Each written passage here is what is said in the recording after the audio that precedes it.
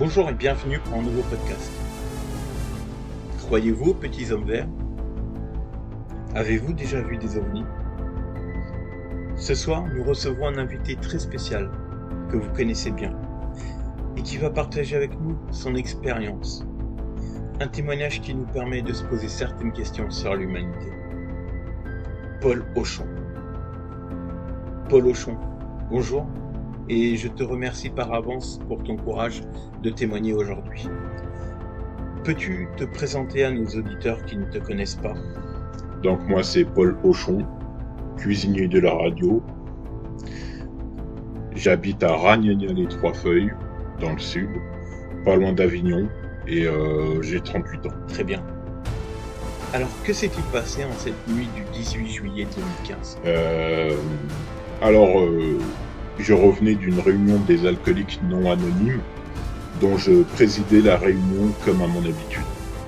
Ce soir-là, nous organisions les derniers préparatifs pour la soirée costumée, qui devait avoir lieu le lendemain soir pour souhaiter la bienvenue à une nouvelle recrue de notre association. Il était à peu près 19h, j'étais sur le chemin du retour, après avoir passé l'après-midi dans notre salle de réunion.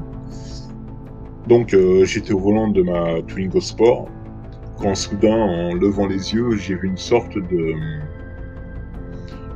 de petite citrouille flotter dans les airs, puis disparaître soudainement. Et de suite, un flash immaculé a surgi de nulle part. Mais vraiment, le temps d'un clignement des yeux, ça a été très rapide. Et je me suis arrêté au milieu de la route. Je suis sorti de ma Twingo pour observer le ciel, le téléphone à la main pour pouvoir avoir une preuve.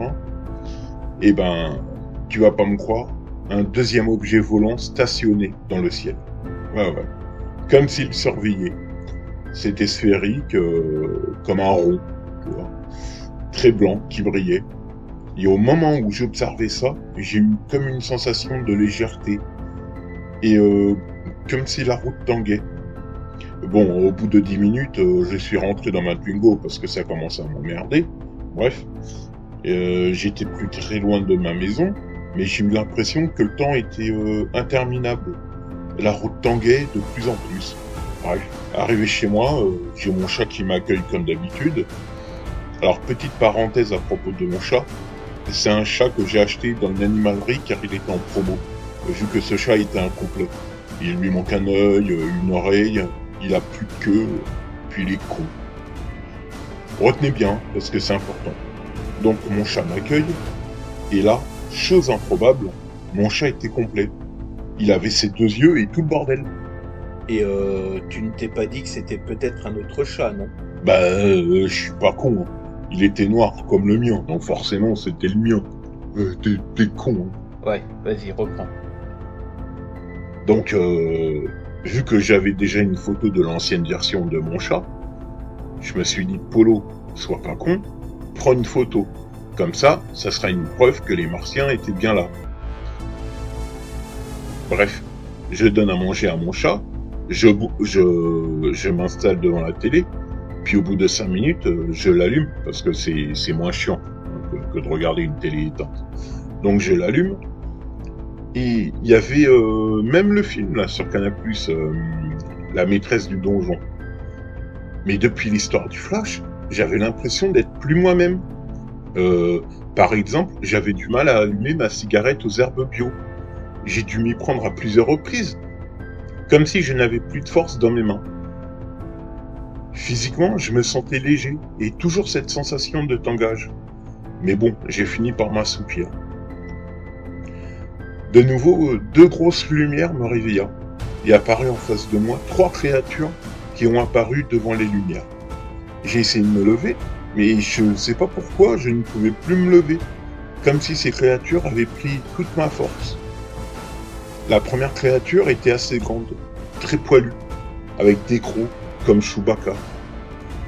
La deuxième était plus petite, en forme de cône orange, avec des cheveux verts et des racines à la place des bras et des jambes, comme une carotte, quoi.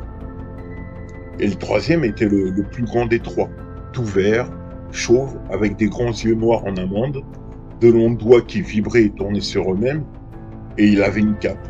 Je suis sûr que c'était le chef. Ah ça, je suis sûr. Je le voyais préparer une sorte de cigarette en forme de cône, avec des trucs à l'intérieur. Puis il m'a mis de force dans la bouche, en l'allumant avec un objet rectangle. J'ai tenté de résister pendant au moins 5 bonnes secondes, hein.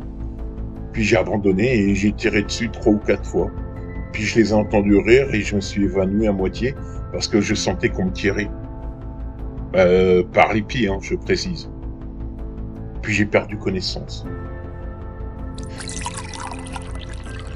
Attends, je me sers un petit verre. Voilà.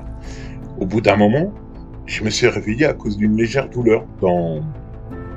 Enfin, tu m'as compris, quoi. Quand j'ai repris connaissance, j'ai compris que j'étais dans leur vaisseau. J'étais dans une pièce assez petite, avec des...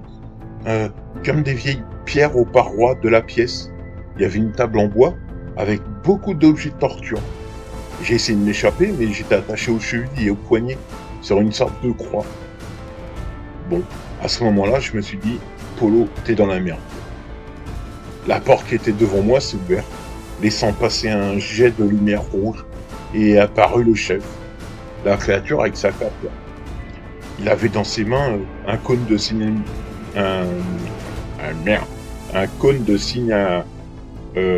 un cône de signalisation de travaux qu'on a sur nos routes. Il a pas dit un mot, hein, et il est passé derrière moi. Je ne vais pas dire ce qu'il s'est passé, mais j'ai eu mal au cul, hein. Puis je me suis évanoui à nouveau. Je me suis réveillé, et au milieu de mon salon, une petite bouteille d'orangina dans les fesses.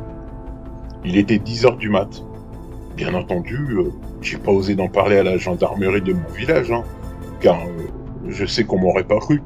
Mais bon, j'ai quand même disparu pendant 12 heures. Hein. Ah, et j'ai oublié, quand je me suis réveillé, il y avait mon chat qui avait retrouvé son œil, son oreille et plus de queue. Et ils l'ont même pas laissé en entier, ces salauds. Oh nom de Dieu.